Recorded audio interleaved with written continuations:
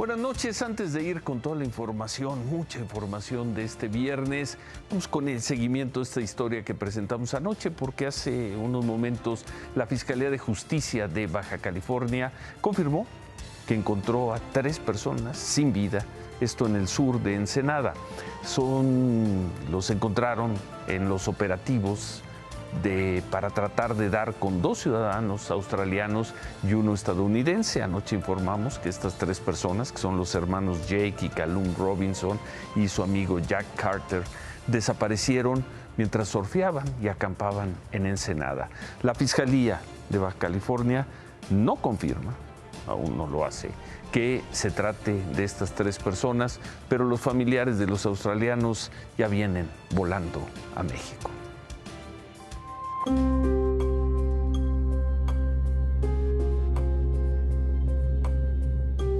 Los noticieros de Australia despertaron con lo que podría ser la confirmación de una tragedia.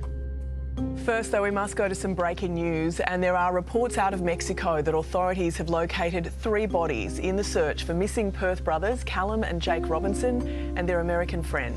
Mexican authorities have confirmed this just in the last couple of hours, the discovery of 3 bodies.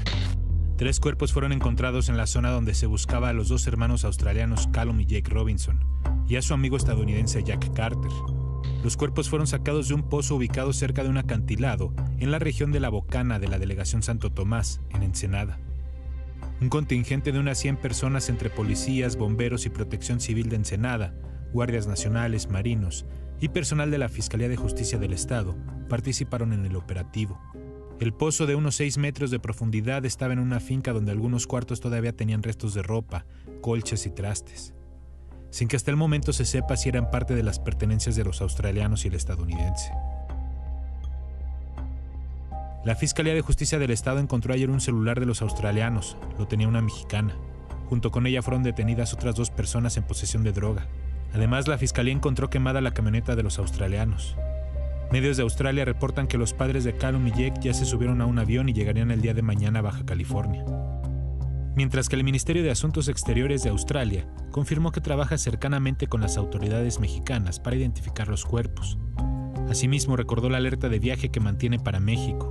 Tengan un alto grado de precaución en México debido a la amenaza de delitos violentos. En algunas áreas son más altos los niveles de violencia.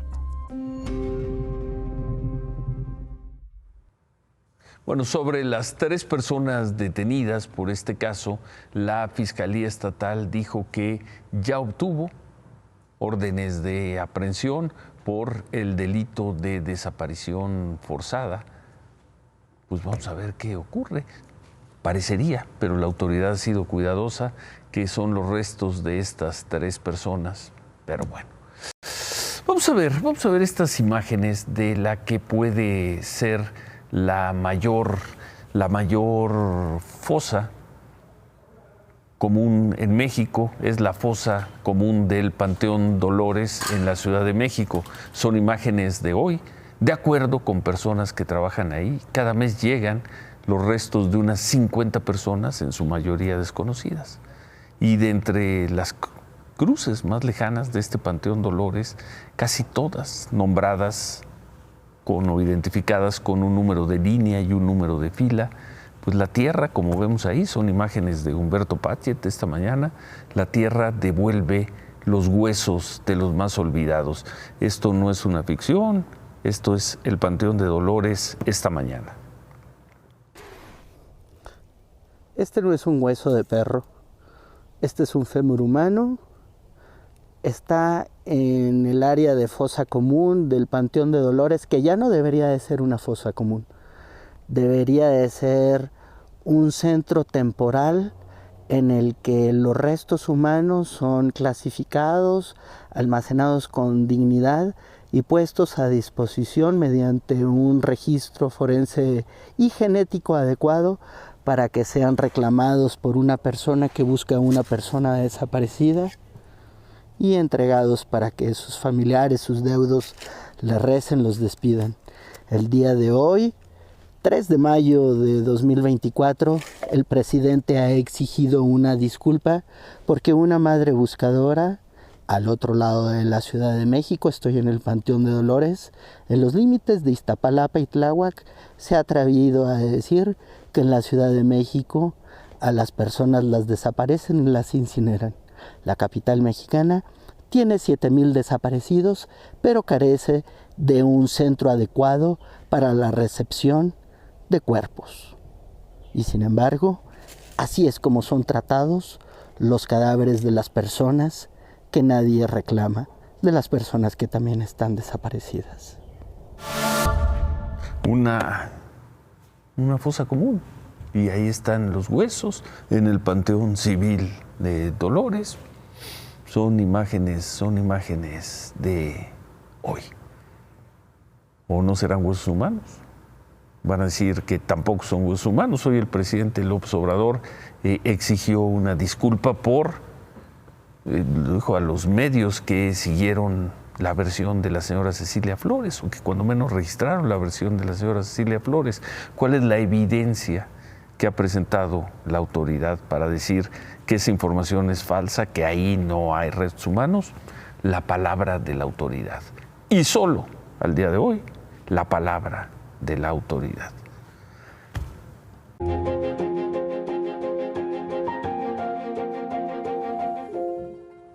El obispo emérito de Chilpancingo, Salvador Rangel, está ya en reposo en su domicilio. Hoy hablamos con quien es su nuevo representante, el señor Luis Gasca, y nos compartió parte de la información, de la delicada información alrededor de este caso, de las horas en que estuvo extraviado el obispo Rangel.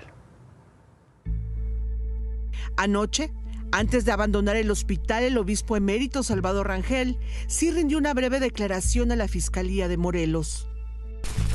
Él salió de su domicilio, se trasladó encontró una tienda de conveniencia, se detuvo a comprar alguna bebida y ahí fue donde perdió el conocimiento.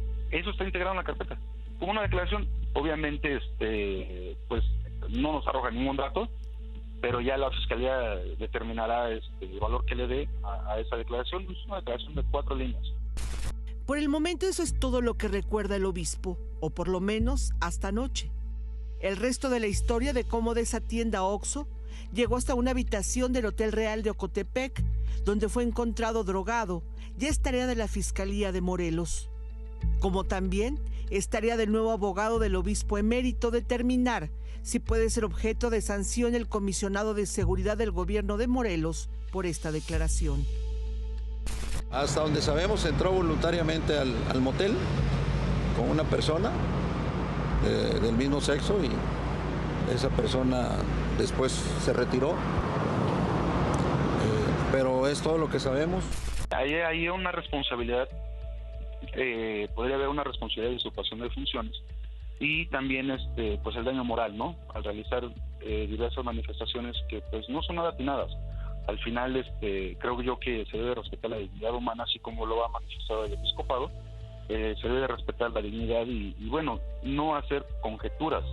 Por el momento, el nuevo abogado del obispo Salvador Rangel nos aclaró que no hay una carpeta de investigación abierta por el delito de secuestro exprés, porque todos los datos que se están recabando son por la desaparición del obispo.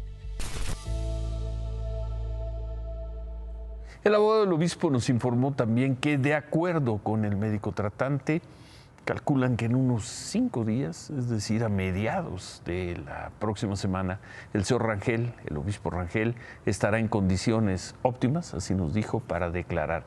Sin embargo, dependerá de la decisión del obispo si declara ante la autoridad, en este caso suponemos la Fiscalía de Morelos, o decide hacer una declaración pública, decide dar un mensaje y en ese mensaje reportar qué fue lo que ocurrió.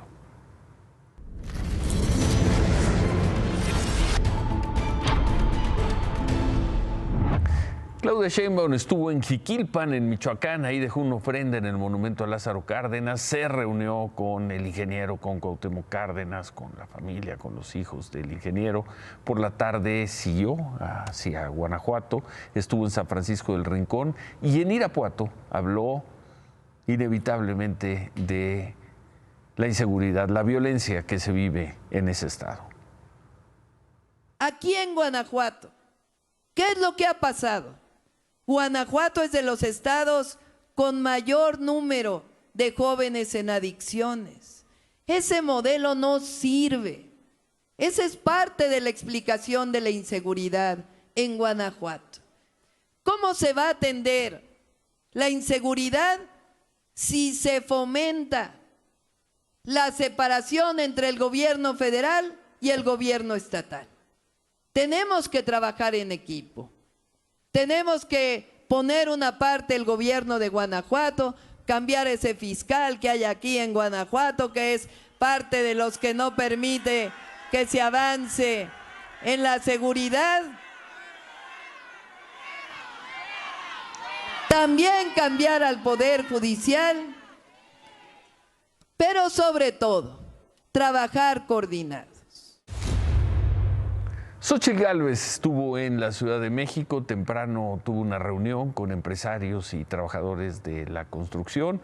Ahí se comprometió a construir 5 millones de viviendas para jóvenes y madres solteras. Por la tarde firmó el acuerdo por la movilidad sustentable, esto afuera de la estación del Metro Parque Los Venados, y ahí recordó que hoy se cumplieron 3 años, hace 3 años estas horas, se caía un tren de la línea 12 del metro en la Ciudad de México. Mi querido Santiago Taboada, nuestro próximo jefe de gobierno, ten la certeza que vas a contar con todo el respaldo de la próxima presidenta de México. ¿De qué sirvió que la Ciudad de México tuviera un presidente de Morena, una jefa de gobierno de Morena, si el metro se cae a pedazos? Pero ¿saben qué pasa? Lo que pasa es que no ponen el dinero donde lo deben de poner. Desgraciadamente hoy tenemos que conmemorar el 3er año de la tragedia de la línea 12 del metro. Eso nunca debió haber ocurrido. Fue por culpa de la ineptitud y la corrupción de las autoridades. Que dejen de echarle la culpa a otros. Y en este tercer año, a 3 años de la tragedia de la línea 12, en el aniversario luctuoso, donde murieron 26 personas, en la mañana jóvenes protestaron en la estación Mixcoac, llevaron ahí un ataúd, coronas fúnebres, flores, velas. Dentro del ataúd había un espejo con la leyenda: el siguiente podría ser tú. Luego de unas horas los jóvenes se retiraron con el ataúd. Jorge Álvarez Maínez presentó su libro El México Nuevo, esto lo hizo en Guadalajara. Ahí apareció Patricia Mercado con él, estuvieron otras figuras del partido. Álvarez Maínez habló de lo que vendría una vez que termine el gobierno del presidente López Obrador. Quien quiera ejercer el poder después de López Obrador va a necesitar contar con una mayoría social, con una legitimidad social. No va a ser fácil enfrentar el post-López Obradorismo. Y yo me he asumido como un candidato y en su momento como un presidente post-López Obradorista, que tenemos que asumir el gobierno del actual presidente como una época de transición, como una transición que debe de dejar atrás ciertas prácticas de opulencia, ciertas prácticas de derroche, de despilfarro, de abuso de poder, que ojalá varias de las cosas que logró modificar el actual presidente permanezcan. Candidato de oposición, Jorge Álvarez Maínez. Octavio Romero, el director de Pemex, denunció hoy en la mañanera y tomó muchos minutos para hacerlo. Denunció a María Amparo Casar, colaboradora de Excelsior, presidenta de Mexicanos contra la Corrupción y la Impunidad. ¿Y de qué la acusan? De haber recibido de manera ilegal una pensión por la muerte de su esposo hace 20 años. Hace 20 años, en el 2004. Ahí en Palacio Nacional, el señor Romero aseguró que María Amparo Casar manipuló la causa de muerte de su esposo y modificó el acta de defunción para que apareciera como accidente de trabajo y no como suicidio, 20 años después. Esto, según el director de Pemex, le permitió a María Amparo cobrar seguros y una pensión que en total suman al día de hoy alrededor de 31 millones de pesos. Este es un caso importante porque es un caso de corrupción encabezado por quien dice combatir la corrupción o quien encabeza a los mexicanos. Ellos dicen que son a favor en contra de la corrupción, en realidad son a favor de la corrupción. Pregunta inevitable, en el país del 95% de impunidad, 96%, 97%, 98% de impunidad ante los delitos. En esto está el gobierno. En esto están reviviendo un caso o investigando un caso de supuesta defraudación de una persona que, por coincidencia, es muy crítica de este gobierno. En eso están las autoridades. En el país del 98% de impunidad, porque termina el sexenio y la impunidad sigue siendo el 98%. Pero ya vemos en qué están. Luego de la acusación, el gobierno federal publicó en un micrositio todo el expediente del caso sin preocuparse por testar, por cubrir los datos personales, faltaba más. Por ley están obligados a no hacerlos públicos, pero que no vengan con que la ley es la ley. Entre los cientos de documentos exhibidos están el acta de defunción de quien fuera esposo de María Amparo Casar. Estaba la credencial de lector de María Amparo, cheques, recibos de pago y todo abierto, porque de eso se trataba. María Amparo Casar rechazó la acusación, dijo que ella nunca buscó cambiar el estatus legal de la muerte de su esposo y que jamás se reunió con ninguna autoridad de la entonces Procuraduría de Justicia de la Ciudad de México, como se dijo hoy en Palacio Nacional. María Amparo presentó una denuncia desde febrero para que se le restituya la pensión que asegura le corresponde por ley y le suspendieron. Paso de ser víctima de una injusticia porque en efecto desde el 15 de febrero se suspendió mi pensión de viudez y ahora paso a ser la delincuente. Ahora resulta que aparece un acta 20 años después de la nada diciendo que en realidad se había dictaminado que era suicidio. Si se cambió el acta, pues los responsables son ellos. En el país del 96, 97, 98% de impunidad, en eso está la autoridad, o al menos en eso están en Palacio Nacional, persiguiendo un supuesto caso de corrupción de hace 20 años de una opositora. Claudia, buenas noches. Destacadísima académica, además, pieza clave en la construcción de la democracia en este país. Y ayer el presidente lo pedía, no se lucra con el dolor humano. ¿Esto no es lucrar con el dolor humano? Buenas noches, Ciro. Buenas noches. Mi solidaridad con María Amparo Casar y mi solidaridad con Juan Pablo Izquierdo, porque hoy se cumplen 6 meses desde su atentado, desde el atentado en su contra. Este colaborador cercano a Lía Limón, quien sigue sin obtener justicia. Hace 6 meses ya me ha atentado. Tuve una intervención quirúrgica más. Y decía que la Fiscalía General de la ciudad no me ha dado respuesta alguna. Y espero se haga justicia y me hagan caso. 6 meses del atentado. 6 meses del atentado. Lo operaron hoy, lo operaron de las cuerdas vocales, ya lo escuchábamos. Hay que recordar, tenía paralizadas las cuerdas y eso le obstruía el paso del aire. Por eso tuvo que usar esta cánula que veíamos en pantalla durante estos 6 meses. Se la retirarán en próximos días. La operación duró poco más de 3 horas, fue en el hospital 20 de noviembre. Que ha hecho un trabajo espléndido. Y muy fortuita, sí, sin duda.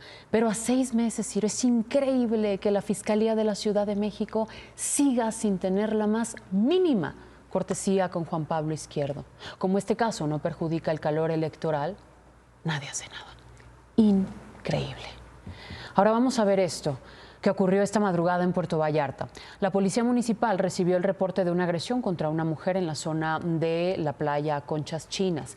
El esposo de la víctima le estaba agrediendo. Los policías llegaron, quisieron dialogar con él, pero fuera de todo diálogo comenzó a amenazar, golpeó a uno de los policías, se metió a su camioneta Cherokee roja, chocó contra una patrulla al querer escapar. Se dio toda una persecución, lo siguieron por un tramo de unos 8 kilómetros y a su paso provocó esto.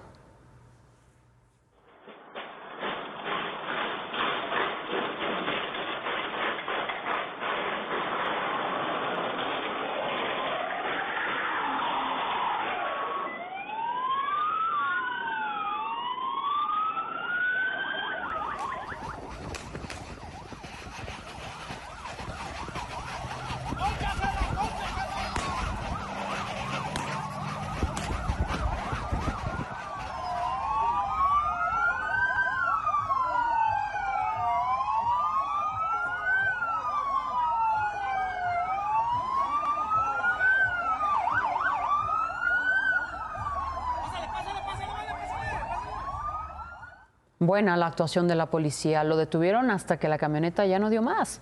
Se lo llevaron ante el agente del Ministerio Público, donde la policía presentó cargos en su contra por desacato y golpes a la autoridad. Ahora, hoy estuvieron las cosas mucho más tranquilas en las universidades de Estados Unidos, en las que se han registrado estas protestas contra la ofensiva de Israel en Gaza. Hoy por la tarde hubo protestas frente a la Universidad de Nueva York, después de que esta mañana fuera levantado el campamento que se mantenía en el campus. Pero a diferencia de los últimos días, no hubo grandes operativos y no hubo grandes enfrentamientos. Las protestas han dejado ya más de 2,000 detenidos solo en 2 semanas. Por lo pronto, esta es la situación del campamento que se instaló aquí en la Ciudad de México, frente al edificio de rectoría de la UNAM. Parece que no hay mucho movimiento, Ciro. La UNAM dijo que será respetuosa con este pequeño campamento que se instaló ayer. Los organizadores dicen que es en apoyo a Palestina, a las manifestaciones de los estudiantes en Estados Unidos. Mañana el presidente de Argentina, lo decíamos ayer, Javier Milei, quien habla tanto de austeridad, dejará los aviones comerciales y estrenará el tan criticado nuevo avión presidencial. El que vimos ayer. Sí, el que adquirió el expresidente Alberto Fernández en $25 millones. Me pediste ayer comparar el costo de este avión de superlujo con los más caros de América Latina, México y Venezuela, entre ellos. A ver, ¿cuáles son? El avión que Nicolás Maduro se regaló en 2013, mismo año en el que ocupó el cargo como presidente, costó más del doble, $55 millones. Los dos tienen más de 30 asientos con masaje integrado. Maduro. Tienen control de temperatura, acabados de madera. La diferencia es que el de Maduro tiene acabados en oro. ¿Faltaba más? Ambos tienen suites, la de Maduro con decoraciones Gucci. ¿Faltaba más? Otro caso, el avión que teníamos aquí, el que ni siquiera Obama tenía y que el gobierno del presidente López Obrador vendió a Tayikistán, costó casi 4 veces más que el de Maduro, 8 veces más que el de Argentina, $218 millones. Tayikistán lo compró en 92 millones, un descuento de $126 millones. Una ganga. No es tan rico el señor Milei. Pero ninguno, Ciro, ninguno como el nuevo Air Force One de Estados Unidos. ¿Será Biden, será Trump quien lo estrene? Se prevé que esté listo en 2027. Tiene un valor de $1,600 millones. Como 1,000,000 de veces más que el de Milei. Aquí la opulencia, Ciro, es lo de menos, porque todos los sistemas eléctricos de este avión estarán adaptados a nivel militar, estará protegido contra cualquier efecto secundario de armas nucleares, con un sistema de autodefensa de primer nivel para no ser alcanzado por ningún misil. No solo tendrán uno, serán 2 los Air Force One. Los latinoamericanos son de gobierno de Estados Unidos. Sí, bueno. Son de juguete. Gracias, Claudia. No me puedo ir. Y no me puedo ir porque por segunda vez en esta semana los altos niveles de contaminación obligan a la Comisión Ambiental de la Megalópolis a mantener mañana sábado la contingencia. Es decir, otra vez habrá restricción a la circulación para los vehículos que vemos en pantalla. Las condiciones meteorológicas para mañana favorecen a que siga habiendo una muy mala Y eso que hoy llovió un aire. poco. Gracias, Buenas Claudia. noches. Sin mencionarle, esta mañana el presidente López Obrador defendió con todo a Rocío Nale, ex secretaria de Energía, candidata de Morena al gobierno de Veracruz. Porque ha habido toda una campaña de lodo en contra de una persona. Toda una guerra sucia de finísimas personas, promovida por finísimas personas, cuyo apellido me reservo. Finísimas personas. Pero nada más quiero decir que esa persona a la que se le está acusando injustamente de actos deshonestos, es una mujer, es una persona íntegra. No mencionó su nombre, suponemos que porque es candidata. Bueno, todo esto después de que el director de Pemex, David, en Palacio Nacional, hiciera un elogio y dijera lo bien que está Pemex y lo bien que lo ha hecho él al frente de Pemex. A pesar de las explicaciones creativas Hoy Petróleos Mexicanos tuvo que reconocer que el padre del análisis superior jamás se equivoca. Ahorita te digo los detalles. Son tan malos los resultados de Petróleos Mexicanos durante esta administración que tienen que volverse, o sea, miserables para buscar distractores. Hoy le dedicaron 40 minutos, 60 minutos, no sé cuántos en la mañanera para decir que Pemex es una maravilla de empresa. Puras mentiras. ¿Puras mentiras? Puras mentiras. A ver, David, a ver. Punto número 1. Reconocen que el gobierno solo les ha dado casi $1 billón de pesos durante este sexenio y pierden dinero. La producción de Petróleos Mexicanos es menor a la que había en 2018. 300,000 barriles diarios menos de los que había en 2018. ¿Qué celebran entonces? Celebran la mentira, celebran la miseria, celebran... A ver, dice también. Y ya... Dice también el señor Romero. El señor Octavio Romero. Dice, ya vamos a empezar a operar Dos Bocas. ¿Otra vez? ¿Cuántas veces la han inaugurado? Pero dice, para hacerlo vamos a traer diésel de Madero y lo vamos a llevar a Dos Bocas. Eso es como pedir comida rápida a un restaurante, tu ensalada, ponerle en un plato y decir, ¡qué bien cocino, felicítenme! Eso no es. Dos Bocas todavía no está operando. Si Dos Bocas funcionara, si no existiera esa campaña en contra de la zacatecana Rocío Nale, entonces que me expliquen por qué las calificadoras de valores a este gobierno le han mejorado el grado de inversión, le han mantenido la calificación y la perspectiva, y a Petróleos Mexicanos se la han tirado 4 veces. 4 escalones está bajo Pemex de lo que está el gobierno, porque viven de la mentira, porque viven del engaño, porque viven de los otros datos. Oye, ¿y por qué salieron hoy, Pues mira, si la verdad... 3 de mayo. Pues porque el presidente yo creo que está en su gira del adiós. Ayer fue a hablar del aeropuerto y de la ley aeroportuaria. Son como los programas, así, los programas de despedida. Y hoy trataron de decir que Petróleos Mexicanos es una maravilla, que dice, bueno, sí tenemos un problemita con los proveedores a los cuales no les paga. Vamos, hoy solo escuchamos a Octavio Romero decir mentiras y bajezas para tratar de distraer. Ah, sí. Ya las comentamos. Bueno, ¿algo más? Hoy viernes, hoy sí vas a rematar, ¿no? Lo que tú quieras. No, pues, pero remátala, David. Banco de México tuvo una pérdida en su capital por el tipo de cambio. ¿Dónde están los que lo festejan todos los días? Dale.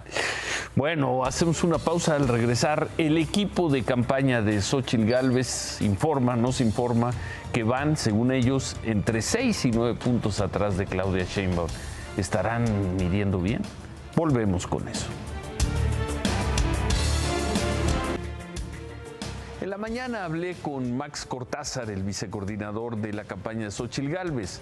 Dijo que en sus encuestas, las de ellos, las del equipo de campaña, aún están entre 6 y 9 puntos atrás de Claudia Sheinbaum. Una desventaja que, según él, Max Cortázar, pueden remontar en el mes que resta. Noticiosa también fue la forma en que descalificó al paquete de encuestas varias que le dan alrededor de 20 puntos de ventaja a Sheinbaum. Y desde luego la forma en que justificó, valorizó a 4 casas encuestadoras que marcan una contienda prácticamente en empate técnico. Bueno, más allá de lo que diga el vicecoordinador de la campaña de Xóchitl Gálvez, un grupo de encuestadoras se está equivocando estrepitosamente. Se equivocan las que marcan 20 puntos de ventaja o las que registran el empate técnico, pero no pueden acertar las dos. Aquí no hay término medio. Si existiera el decoro en la vida pública, si existiera la decencia profesional, el grupo de encuestadoras que se equivoque tendría que retirarse, irse de este negocio. Si existiera el decoro, la decencia profesional. Se quedan con ¿Qué importa? Gracias, buen fin de semana. Ánimo.